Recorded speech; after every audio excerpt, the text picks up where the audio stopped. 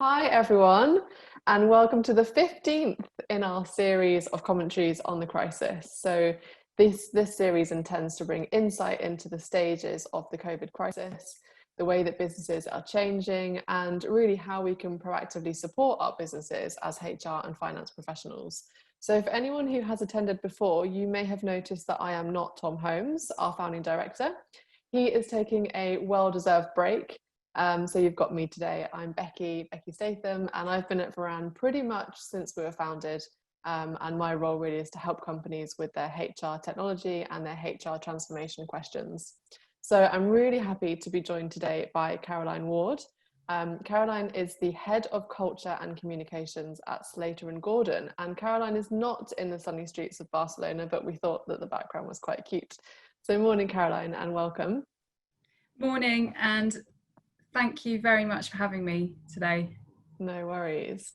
So this series of webinars brings a three-stage framework to the crisis, and it draws lessons from businesses across different sectors so that we can share successes and challenges and also learn from each other, because I think what we've learned is that no one's an expert in dealing with a global pandemic.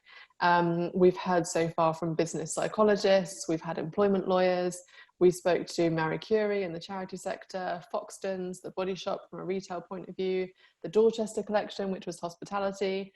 And next week, we're talking to Skanska about the impact of the pandemic on construction. So we have had a law firm before, which was interesting. So that was Norton Rose Fulbright. And actually, for anyone that saw my LinkedIn post about Slater and Gordon being a global law firm, Slater and Gordon are a UK firm. So we've got a slightly different angle. But one thing that Kevin and Caroline have in common is this culture word in their job title. So we're going to dive a bit deeper into that.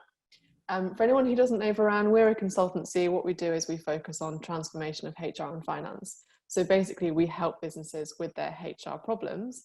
And as Rupert McNeil said, who's the Chief People Officer in government on a previous webinar, coronavirus is certainly a HR director's crisis. So we are here to help in any way.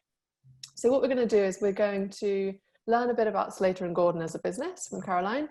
Then we'll reflect on the three stages of the crisis. So the first stage is the chaotic and reactive stage, which now luckily is a thing of the past. And that's where decision-making and action was very quick. You know, it was changing every day and the longer term plan was unclear. The second stage is replanning, and this includes short-term replanning, so returning to the office, you know, reopening stores, reopening restaurants, and then a slightly more longer term plan where we might be modeling different scenarios that might play out later this year, for example. And the third stage then is really the new reality, which is where, you know, changes kind of slow down and stabilize, and we start to live with any permanent changes that the pandemic has brought about. As always, we are live, so please send us your questions, send them as they go, and then Caroline and I will answer those around kind of 10:35 before we close at 10:45. So, Caroline, before we kind of dive in, tell us a bit about Slater and Gordon for anyone that doesn't know us on the call. Thank you. So Slater and Gordon is a UK consumer law firm. We're working in all areas of personal legal services. So we work with thousands of people across the UK, and the law we cover includes personal injury, medical negligence, employment, family law, property, and group litigation and dispute resolution. Mm-hmm. So we have approximately around about 2,000 people working across the UK, and our largest team base is in Manchester and in the Northwest. So mm-hmm. our mission is to provide high quality technology driven legal services to all UK consumers. And to do that, over the last 18 months, we've made significant investments in new technology and in our people and our culture. So that's the direction that we're going in. Yeah, because I was thinking about this morning, that I kind of don't even flinch when I see that people have got culture in their job title, but that's quite a new thing. I think, you know, we moved away from personnel and we've kind of started to move away from HR, and now it's about kind of people and culture. So how long has that role or that team existed within Slater and Gordon that look at culture specifically? So the team has existed as long as since we created the people and culture function just over a year ago, and it evolved from an internal communication team. But we recognise the need to think differently. It's not just about broadcasting communications, but about joining up business and thinking about how engagement can help shape culture, how communication helps shape culture. So it's a funny one to have in the job title, because I can't own culture. Culture is just there. It's who we are, and it's what we do. It's how we work with our customers. But I can help to. Well, my role is to help to lead the culture programs and make sure that culture and driving that culture and embedding our values is top priority for the business. And so would you also look after kind of two-way communications? So do things like engagement surveys where the employees are feeding back in, does that sit with you and your team as well? It's still internal, because I look after the internal communication as well. So I have a team, and internal communication is our role.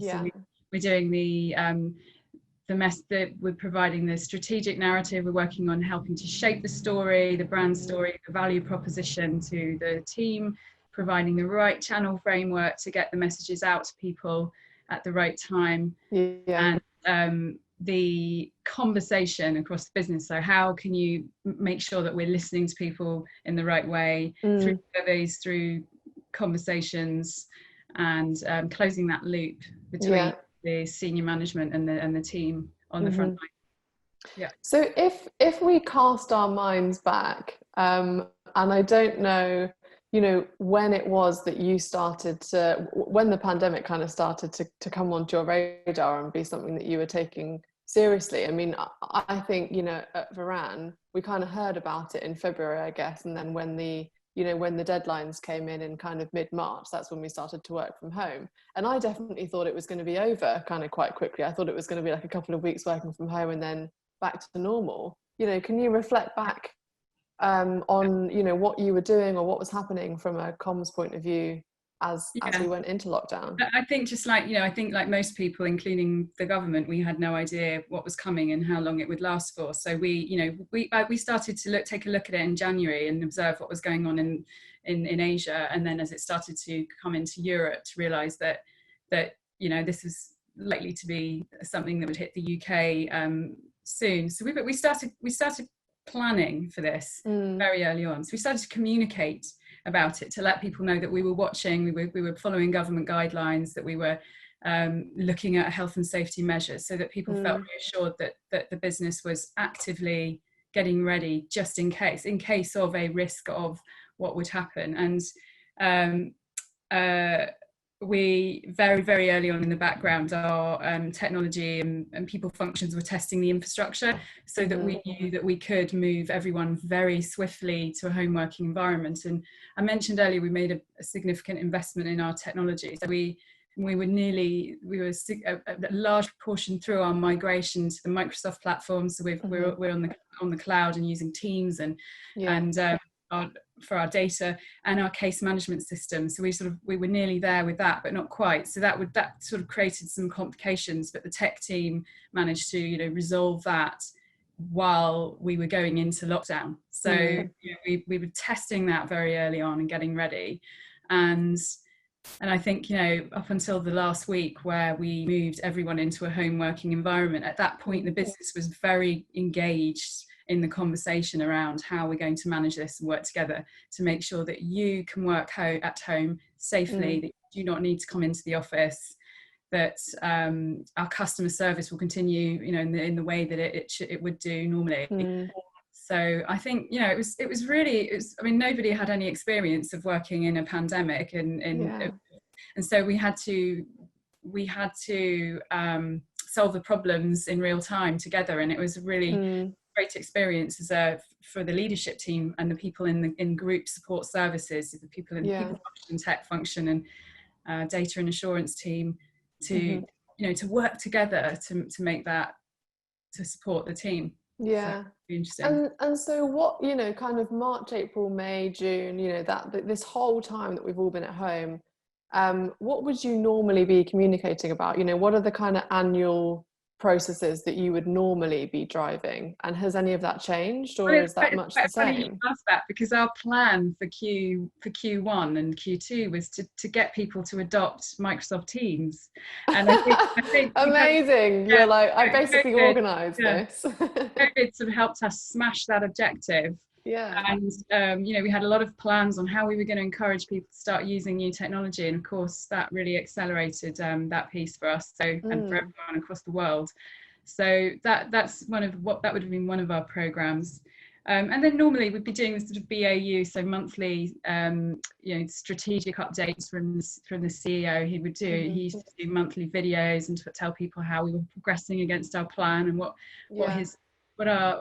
his successes, what he thought our successes were, our challenges, and so on. So that would be our program, and then that sort of cascades to the business. We would have been doing an annual star. We don't do annual staff surveys anymore. I can talk a bit more about how we're listening to people, but we would have been doing a full employee survey.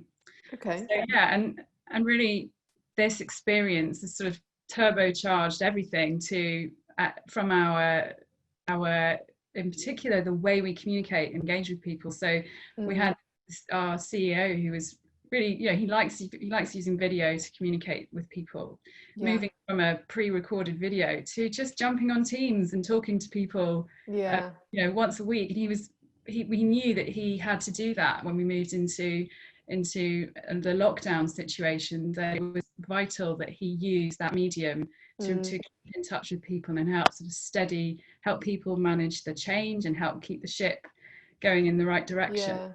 And it really worked. I think I read somewhere recently that people trust their business to provide information more than they do the government. So they look to their business for guidance in times like this. And so they're looking for the latest information on everything that's going on in the world around them and how it will impact them, and they trust their business more than they do perhaps the Prime Minister to share that with them. So that's very important.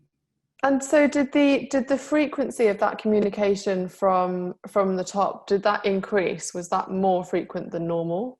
Absolutely. So we went from having a monthly update. We don't want to sort of suck the airtime away from the leadership teams and managers. So we try to have a kind of cascade where you have a regular update from the chief exec and the executive leadership team, and then you ask leaders who report into them to take it on to the next level and cascade and deal with some of the operational conversations. So that was a nice kind of monthly press pattern. And now we've increased the CEO is now doing every 2 weeks. He's doing an update. And that's good. That's what we do. So I feel reassured. Yeah. People love it. We have a really, really good engagement. So we have up to sort of over half of the business joining these calls, which is significantly increased from before, from the video views we used to have. And people keep saying in the feedback, can we keep doing this when we go back to normal? We really want this kind of contact. But then of course you have some people saying it's a bit too much. I can't keep up with all of this. So for us and for my team, it's going to be really a challenge for us, and a good one is going to be to manage that sort of air traffic, so we can get the right people talking at the right time and help people. It's a really interesting point, because I am guilty of this. I'm quite bad at, when I get an idea, or even when I get some news and I want to update my team, I'm quite bad at doing that when I get it or at any time. And we use Teams, we've also got emails. I mean, we've had Slack and Yammer in the past, which we've gotten rid of, but we also, I've also got WhatsApp groups with people, for example, and I really have to try and stop myself from sending messages too far out of working hours, because just because I'm thinking about work doesn't mean someone else is. And I think that the lines are even more blurry now, aren't they? Because it's not like office time and home time. It's kind of all one physical space. And so I think we need to try and manage that. So that's right. So, and that's what we're looking at this now, actually, as we look ahead to the future. But the key where this has emerged from is that when we went into lockdown and people suddenly had their children at home, or they were living with 5 housemates, or caring for people, or even just living on their own and feeling lonely, we had to be really clear about how people could adapt their working day to make sure that they could survive the situation.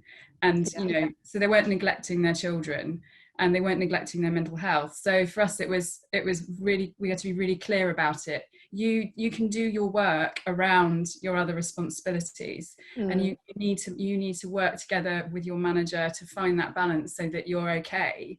And we were really clear about that, and we had a big focus on providing resources on well-being, mental health well-being, caring at home, how to manage your day. All of our leaders are sort of getting their kids to come and join them in their virtual meetings to sort of say it's okay when this happens, it's all right, let's all meet the kids, and then just being clear about the expectations there, so people didn't feel, and they could say, look, I can't join that meeting in the morning, I have to homeschool my child, and that's okay. But so that sort of helped us see how we can move into a future way of working that moves away from this from presenteeism and being on the clock between 9 and 5 to an outcome focused way of working. And of course it doesn't work for all teams, because it depends on the type of work you do. So there are some teams that need to be on the phone at a certain time of the day, particularly in our intake team where they're dealing with new customers. But there will be a flexibility for everyone in the future, and that's what we're moving towards. And this is I'm really starting to understand now the link between comms and culture, because one of the questions I wanted to ask you was, how would you describe the culture at Slater and Gordon? So what is the culture like normally? And you've started to talk about moving away from presenteeism, which I know lots of businesses are trying to do. What's it like? And is there anything you're trying to move the culture more towards or away from? So the culture is, we did a big exercise in a big program last year to redefine our values. We did a discovery phase with the business and created a new set of values that came from the business. And of course, and we tested them, and people liked them, and we went with them. And they're 5 value statements that really sort of describe what we mean. So it's, we do what we say we will. We don't wait, we create, we own it, we sort it, we make time to live, and we respect and encourage each other. So we put these together, and we were very clear, these are never going to just be posters on the wall. And over time, we not until we got to this situation with COVID could we really put them to the test. And it was really interesting how how much we were able to sort of fall back on our values, our core values, as guiding behaviours. So when we say we do what we say we will, we increase communication to keep people in touch, and we kept on talking, we kept on letting people know what's happening. And this is something that we're challenging ourselves to do more and more with our customers. So we did a lot of work during lockdown to provide customers with information about their legal needs during COVID. So we put together a customer portal on our website which had over sort of 30,000 visits within the first month. Wow. And just looking at how that value reflects for our customers, and we own it, we sort it. So the tech team were just on it right from the day that they had to, from when they started preparing to getting people set up at home. We're gonna fix this. We don't wait, we create. We're already creating our operating model. We've already defined what our future way of working is going to be. We're not just saying, oh, it would be nice to go back to a flexible way of working. We have confirmed that that's what we're going to do when we eventually go back to working, and it's going to be called smart working and so on. So our values have really, and we did a survey in May, a happiness index survey. And the question, to what extent do you think Slater and Gordon has demonstrated our values during this time? I think we scored sort of over 8 out of 10. So, it's really strong sort of feeling about it. Yeah. So, yeah. That's really, that's good, because, we were talking to Foxtons, Sarah Mason, the HRD of Foxtons a few weeks ago, and she was saying that, a lot of people work at Foxtons because they love the culture. The culture is almost famous. There's a really buzzy office down in Chiswick Park, and I've been there, and you kind of, it's exciting, and everyone's on the phone and everyone's supporting each other and they're celebrating. And I think, one of the questions as we move, from the kind of reflecting on the chaos stage into replanning is, do we need to do things differently to keep that culture when we have got flexible working and when people might be working from home, for the long term? How have you and the team thought that through? I mean, it was an open question with Sarah. She was like, it's, the team are working through it now. There's no expert in this. Yeah. So our culture right now, we're in virtual working environments. So our future isn't going to be you're working from home 100% of the time. It's about we believe in the importance of coming together and seeing each other and collaborating, but being together at the right time for the right reasons. So it's very important. We have teams who work on really tough cases, and they need to be with each other in the office, and they need supervision. They need to see people who are more experienced to learn from them and mentor them. And that's going to be, that's what they're missing, and we know that they can't be working from home 100% of the time at all. So our culture is based on that human, that face-to-face way of working and collaborating. But we do also need to make the virtual work, and that's where our being a people and tech business really comes to the forefront. So are we using technology to the best of our ability? Are we, we've got this great tech platform, but what about our communication channels? And this is where I come in, because I'm a big champion for having a really expert channel foundation, because you can't reach people effectively if you don't have the best comms channels. So, where is your intranet? What is it? How does it connect to the collaborative tools? Where is your knowledge kept? How are you updating it and sharing it? How do people engage socially and do the sort of fun stuff, as well as how are you notifying people about things they need to see? Are you keeping the air traffic down so they feel like you care about giving them space to work? Yeah. So let's talk about tools and technology, actually, because you've mentioned that quite a lot. And obviously, we've been leaning on it heavily to make work happen. And you mentioned, the happiness index. What tools and technology would you recommend? What's been really useful from a comms point of view over the last few months? Oh, 100%. Microsoft Teams has been amazing, because we've got this video, you've got this ability to use telephony, video conferencing and collaborate because everything's on SharePoint, and Teams is where you can pull through SharePoint into Teams channels, share documents and work on everything together on the cloud. It's just been amazing. Yeah. But that next challenge for us is to make the communication channels that wrap around it integrate better with Teams, so that Teams isn't sort of leagues ahead of everything else that we're trying to do. Yeah.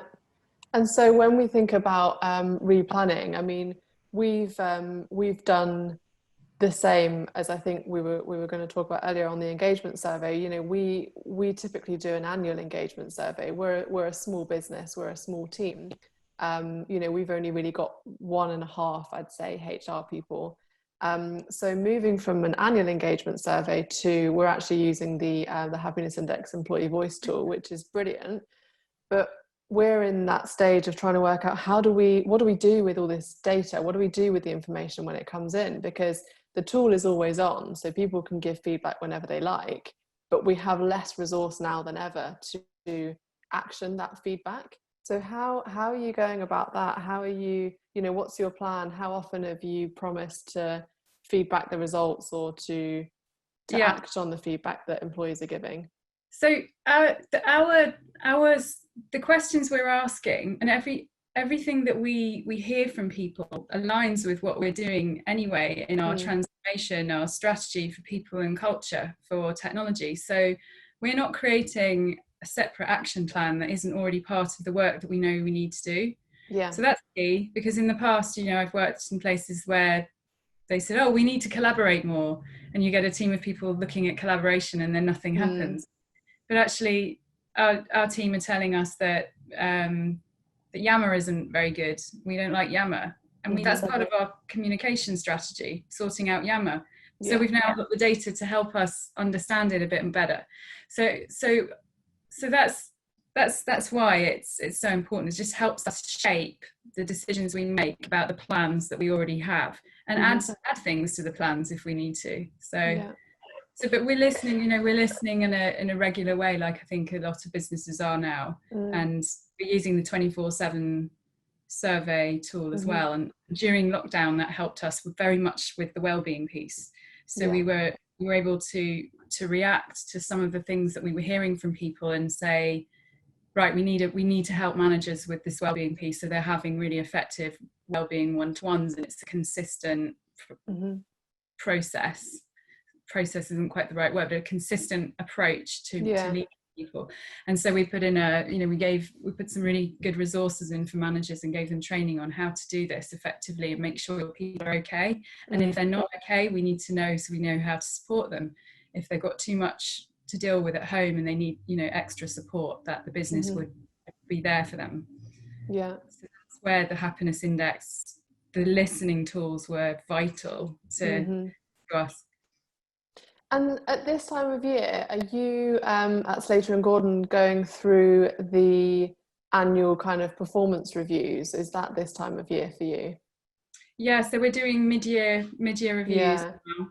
And obviously, we've got to take into account the impact that COVID's had on people's ability to do their job, their customer behaviours, as well as how they've been affected at home, and that's part of the conversation. So is that process changing at all? Are the conversations changing? Are people still filling out the same forms as they were, or the same kind of objectives, or has any of that changed because of lockdown and because of what you think the next 6 months might bring?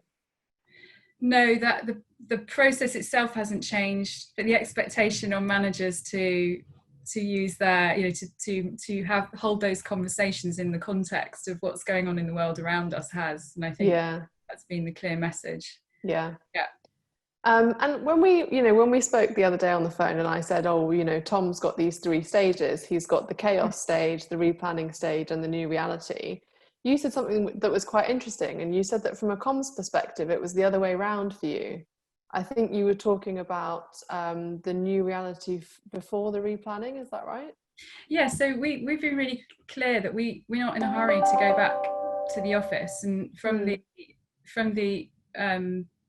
perspective of, we have proven that we can work really well from home, that our productivity isn't affected, and that's despite having children at home to homeschool and so on, that our people can operate from home, and that it is safer for people to be at home than going on public transport. And from our perspective, to look after our people, but also not encouraging more crowds on in cities where we operate. So that's been, so we've got sort of the luxury of time. We do have some people that are putting, have put a bit of pressure on because they want to get away from their house share, or they want to go back to the office. So that's a careful balance. And I think I mentioned earlier the teams that need to be together because they're working on, tough cases and so on. So what we've got is a sort of decision tree. So if somebody has, so that we can be really clear and transparent with people about who will go back to the office and why. And these are only essential roles that cannot operate from home. So we've been very clear about that, and we have now got 50 people from our customer intake team back in the Liverpool office. With very, very careful, the facilities team have worked really hard to make sure that they're all safe with socially distanced working situations, following all the guidelines. And we heard yesterday from the business leader from that team, and she's telling us how everyone's doing. And so that's position. Not many people will be going back to the office in the interim until it is safe to do so. So meanwhile, we're looking ahead at what our new way of working can be in the future. As I said earlier, it's called smart working, and it's based on 4 guiding principles, which is you have the flexibility to work anywhere that you will be your most productive, that we will make better use of our space. So we come to our offices to meet and collaborate for that sort of human connection that we want with our colleagues. We have the best technology to do and tools to do our job, to engage with each other and our customers, and that we will have the support and guidance from and ways of working that enable that smart working culture. And we use the word smart because it's about using your intelligence, making the decision, trusting people to make the right decisions for them, for themselves and their customers.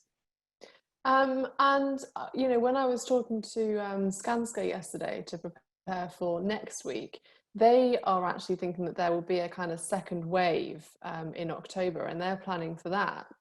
Has there been anything like that you're trying to plan for, or any kind of scenarios that you're trying to model for?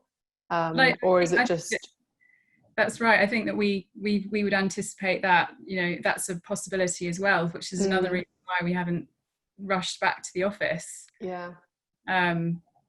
have, and our focus is on the home working experience. Have you got what you need at home? I've got my office chair arrived a few weeks ago, and I'm very happy with it. And I'm you're loving it. waiting for my screen, but I know that a lot of people who really need it have got their office set up now, and the business is really focusing on making sure people have, their workplace experience is really important. We've got our tech team have changed the way they support you, and they've got a new tech bar, so you can actually have 30 minutes with an expert now to nice. Rather than just kind of sending an email and hoping it's going to be resolved. You get someone on video talking you through what you need. So and then what about kind of more long term? So are there any permanent changes, if we think about the legal sector? I mean, before all this was happening, and Varan was researching a lot into automation and AI,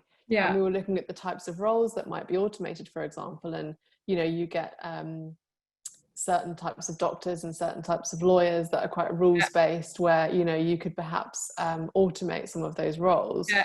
How do you think the legal sector will be impacted more long term, if at all? So robots won't replace lawyers, and in the next 10 years, we increasingly use AI, but they will transform the mix of what legal staff currently work on.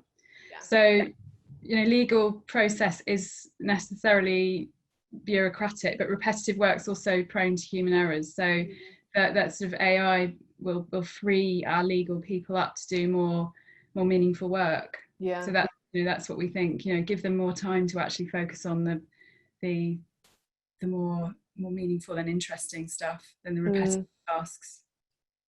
And you're consumer lawyers, right? So do you think that the way you interact with clients, will that change for the long run, do you think? Or do you think people just still crave that face-to-face contact and still have the same setup? I think even before COVID, consumer expectations are changing in terms of how they access any goods and services digitally, and that's the same for legal services. So people expect to be able to access legal services online if they want to. They also want to have the choice, but around that they expect sort of clarity, transparency, good communication, and that's really key. So and consumer expectations have been probably accelerated in that space by COVID, but as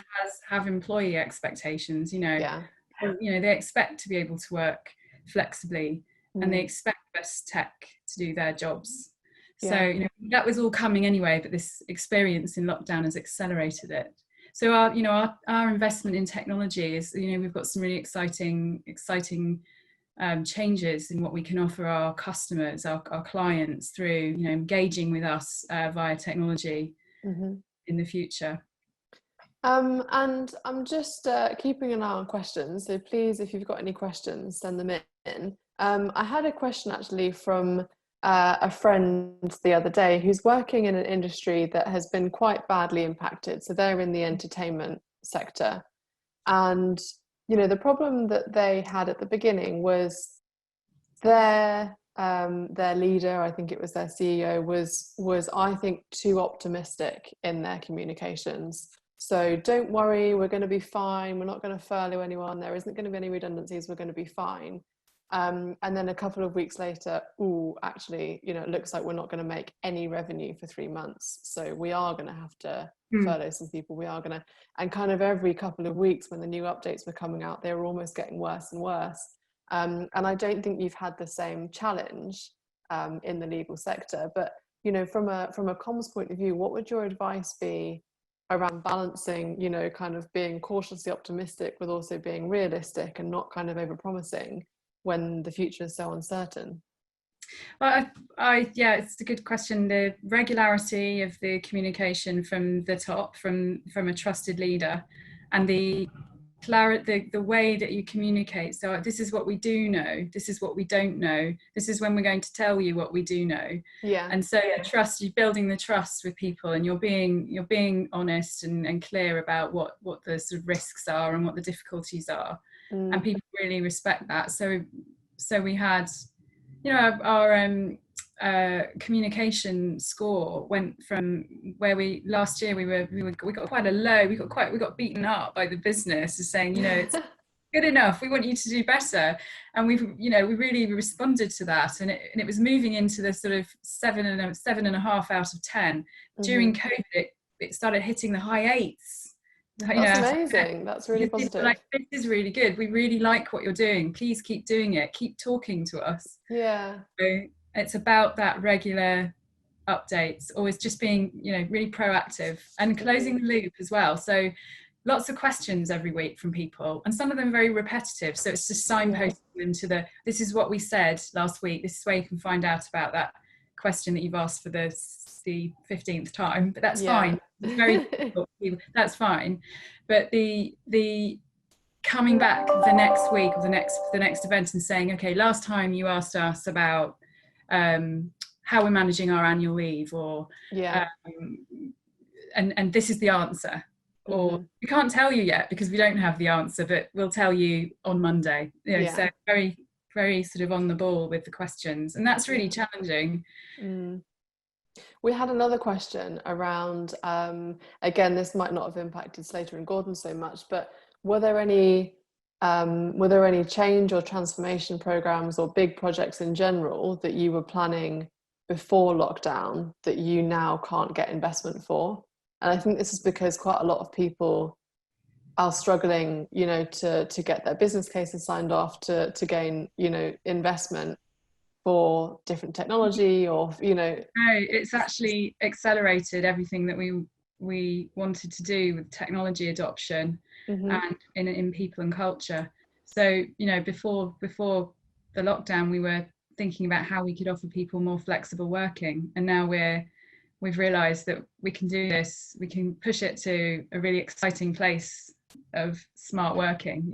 Those are the sorts of things that we wanted to do anyway. Yeah. So yeah, it hasn't had a big impact on the direction we were taking our employee experience and our customer experience, which continues to focus on technology and how we better engage with customers with our technology continues. Yeah. And then we've had another question around law firms are notorious for liking to know what other law firms are doing. Did you reach out to other law firms to kind of compare and contrast and come up with your plans around culture and comms, but also more broadly? Or did you lean on different networks or connections? No, I'm sure we did. I actually personally, I didn't, but I know that some of my colleagues were in touch with people to see what was going on and how they were coping. But I was really busy. I had my head down. I was like, how are we going to get this message out there and help people understand what's happening? It was the busiest I've ever had, and I have my kids at home. Yeah, of course, of course. Yeah. Good. Well, as we wrap up, are there any other kind of lessons learned, any other things that you think you did really well, or things that maybe if there was, God forbid, another pandemic in another few years, that you would do differently, looking back? I can't think of I can't think of anything that I would do particularly differently. The lesson is to have those open channels to listen, really listen to what people are saying, and use that to inform everything that you're doing. And I think also, not being afraid to trust people to begin with. The sort of slight nervousness about working from home, maybe at the beginning, is it going to be okay? Is productivity going to dip? But actually, no. People are more committed than ever, because people actually really care about the business and their jobs, and they want the business to succeed. And having that belief in people really make, and it's true. It's absolutely true. And what Kevin was saying from Norton Rose, which was really interesting, is that productivity went up because lawyers, and they've been nagging them to do this for decades, were logging their time at the end of every day, because they weren't rushing to get the train, they weren't rushing to the pub, they were logging their time. So they were actually being more productive. I don't know if you saw that. Yeah, we do. And we've got to be careful that we got, we like I said, one of our values is making time to live. And we've got to be really careful that people don't overdo it, and that this is a big thing that we're looking at the moment, that productivity is at the, that it is good, it is great, but that people aren't it isn't at the expense of their personal lives, because you can be working from home, or you can be living at work.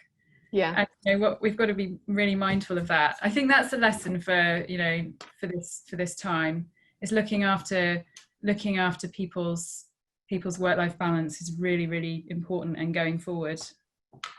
Love it. Thank you. So that brings us to exactly on the dot, 10:44. So thank you so much. It was a bit last minute as well this week, so I really appreciate you stepping in and giving us, again, even in our 15th, some new insights and new things to think about. So thank you so much for sharing that with us. As I said, we've got Skanska next week, so at the same time as everyone's saying we don't need our offices anymore, there is a whole industry that is designed to build offices. So we're going to ask him how that's impacting the construction sector and what they're doing on their sites. And we'll be continuing this series. I think it's probably time to start changing this series into, the recovery of a crisis or something. It definitely feels like we're shifting into that new reality. Things are starting to stabilize. So maybe we'll be asking some of our guests to come back and see how they're doing. So thank you so much, everyone, for joining. Thank you, Caroline, and we'll see you next week. Thank you very much. I really enjoyed it. Thanks.